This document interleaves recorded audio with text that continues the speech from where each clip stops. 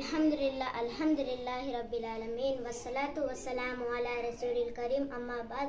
अस्सलामु अलैकुम वरहमतुल्लाहि वबरकातुहू। जब भी हम कुरान पढ़ते हैं हमें दो तरह की आयतें नजर आती है। सूरह अल इमरान में अल्लाह ताला इसकी वजाहत करते हुए इरशाद फरमाते हैं, अल्लाह रब्बुल इज़्ज़त ने आप पर जो किताब नाजिल की है, इस किताब में कुछ आयतें ऐसे हैं जो आयत मुहकमात यानी मुहकम फैसले कुन आयतें हैं।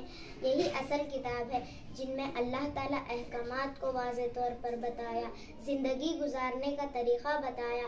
और दूसरी है मुतशाबिहात यानी शुबा, शक हो, डाउटफुल। फॉर एग्जाम्पल अल्लाह का वजूद, जन्नत, दोज़ख, फरिश्ते, इनको कभी हमने नहीं देखा। अल्लाह ताला ऐसे बंदों से ही टेस्ट लेना चाहता है, कौन है जो बिन देखे ईमान लाए और अपनी ज़िंदगी मेरे अहकामात पे गुजारे। अल्लाह ताला ऐसे बंदों से ही जन्नत का वादा करता है जिसकी नेमतें लाजवाल होती है। जज़ाकल्लाह।